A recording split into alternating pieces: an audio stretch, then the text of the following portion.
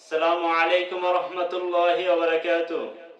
اللهم إنا نحمدك على ما علمت من البيان ولحمت من التبيان، كما نحمدك على ما أسبقت من العطاء ولحمت من الغطاء، ونصلي على نبيك محمد وعلى آله وأصحابه أجمعين.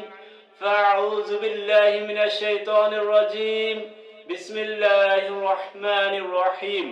هن لباس لكم وأنتم لباس لهن. صدق الله العظيم. প্রিয় সুধী, আজকে আমাদের আলোচনার বিষয় হলো বিবাহের গুরুত্ব। তো বিবাহের অনেক গুরুত্ব রয়েছে, যা আমরা কোরআন এবং হাদিস থেকে জানতে পারি বা বুঝতে পারি। তো আল্লাহ তাআলা পবিত্র কোরআনে বিবাহ সম্পর্কে অনেক আয়াত নাযিল করেছেন। তো তার মধ্যে আমি একটি আয়াত নিয়ে আপনাদের সামনে আলোচনা করব, তা হলো সূরাতুল বাকারার 187 নম্বর আয়াত। আল্লাহ তাআলা বলেন যে হুন্না লিবাসুল লাকুম ওয়া আনতুম লিবাসুল লাহুন্না। যে আল্লাহ তাআলা বলেছেন যে তারা তোমাদের পোশাক এবং তোমরা তাদের পোশাক। এটার অর্থ হলো এটা। তো এই বিষয়টা আলোচনা করার পূর্বে আমি একটা বিষয় জেনে নেই, যে আমরা একটা বিষয় নিয়ে আলোচনা করি যে আল্লাহ তাআলা মানুষকে জোড়া জোড়ায় সৃষ্টি করেছেন, এবং কোনো মানুষ, কোনো পুরুষ একা বসবাস করতে পারে না, এবং কোনো নারীও কি একা বসবাস করতে পারে না। এই নারী পুরুষ তারা একসাথে বসবাস করার জন্য আল্লাহ তাআলা একটি মাধ্যম, একটি সিস্টেম কি সৃষ্টি করে দিয়েছেন, তা হলো বিবাহ মাধ্যম। বিবাহ বন্ধনে আবদ্ধ হয়ে নারী এবং পুরুষ একসাথে বসবাস করতে পারে এবং একসাথে আল্লাহ তাআলার ইবাদত করতে পারে। তো আল্লাহ তাআলা কেন নারীকে পুরুষের পোশাকের সাথে তুলনা করলেন বা তাসবিহ দিলেন, এবং পুরুষকেও নারীর পোশাকের সাথে তাসবিহ দিলেন যে হুন্না লিবাসুল লাকুম, তারা তোমাদের পোশাক, ওয়া আনতুম লিবাসুল লাহুন্না, আর তোমরাও তাদের পোশাক। তো সাধারণ অনেক কিছু তো রয়েছে, অনেক মূল্যবান জিনিস রয়েছে। এত মূল্যবান জিনিস থাকার পরও আল্লাহ তাআলা সামান্য পোশাকের সাথে কেন এই নারীকে পুরুষের পোশাকের সাথে তুলনা করলেন, অথবা পুরুষকে নারীর পোশাকের সাথে তুলনা করলেন?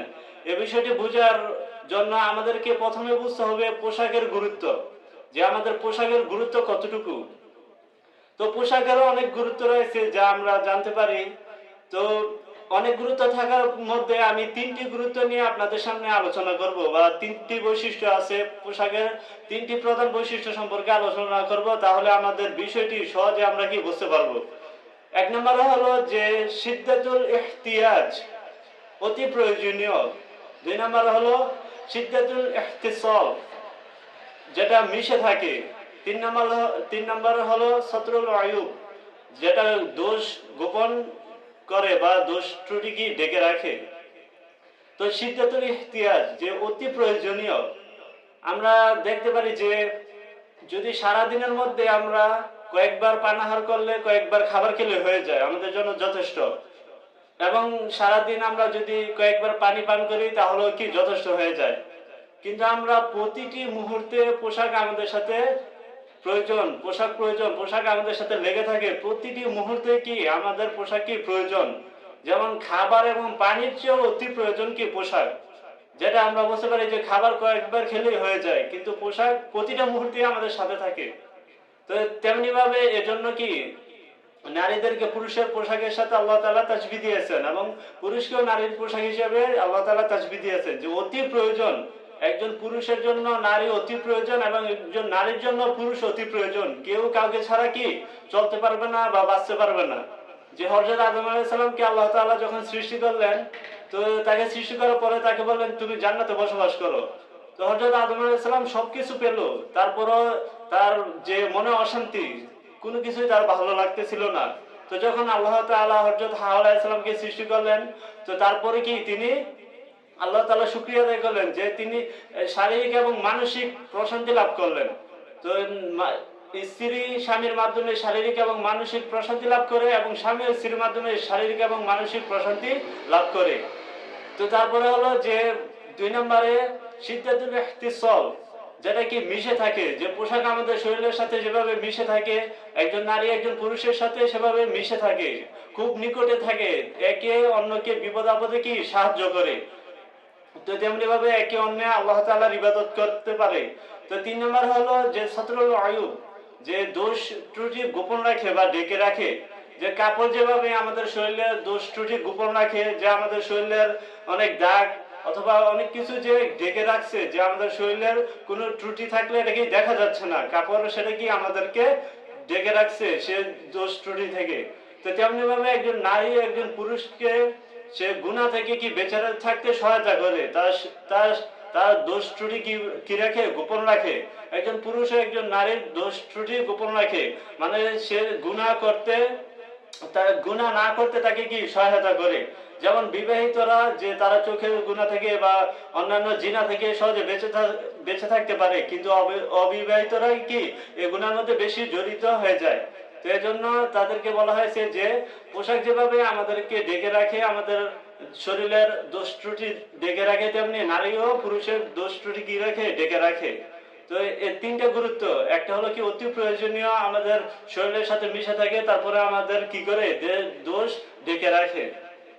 তো আল্লাহ তাআলা পবিত্র কোরআনে সূরা বাকারার আল্লাহ তাআলা পবিত্র কোরআনের সূরাতুন নূরের 32 নম্বর আয়াতে বলেন যে তোমাদের মধ্যে যারা অবিবাহিত আছে, মানে বিবাহ করে নাই, সেসব নারী পুরুষদেরকে তোমরা বিবাহ দিয়ে দাও। এবং তিনি আরো বলেন যে তোমাদের দাস দাসীর মধ্যেও যারা অবিবাহিত তাদেরকেও কি বিবাহ দিয়ে দাও। আর যারা অভাবগ্রস্ত আছে আল্লাহ তাআলা তাদের অভাব দূর করবেন, সুবহানাল্লাহ। তা আল্লাহ তাআলা যেখানে আমাদেরকে যে উৎসাহ করলেন এবং বললেন যে তাদের অভাব আল্লাহ তাআলা দূর করে দিবেন, তাহলে আমরা অনেকেই যারা যে আমরা দুশ্চিন্তা করি যে আমরা বিবাহ করলে কি করব, আমরা নিজেরা কি খাবো, স্ত্রীদেরকে কি খাওয়াবো। তা আমি তাদেরকে বলতে চাই যে আল্লাহ তাআলার উপর ভরসা করে কি আপনারা বিবাহ বন্ধনে আবদ্ধ হয়ে যান, যে আল্লাহ তাআলা আপনার রিজিকের ব্যবস্থা করে দিবেন। তা আল্লাহ তাআলা সূরাতুল বাকারার মধ্যে বলেন যে তোমরা একটা বিষয় আমাদের খুবই লক্ষ্য রাখতে হবে, যেটা বর্তমানে একটা বড় একটা ফিতনা, যে আল্লাহ তাআলা বলছে তোমরা মুশরিক নারীদেরকে বিবাহ করো না।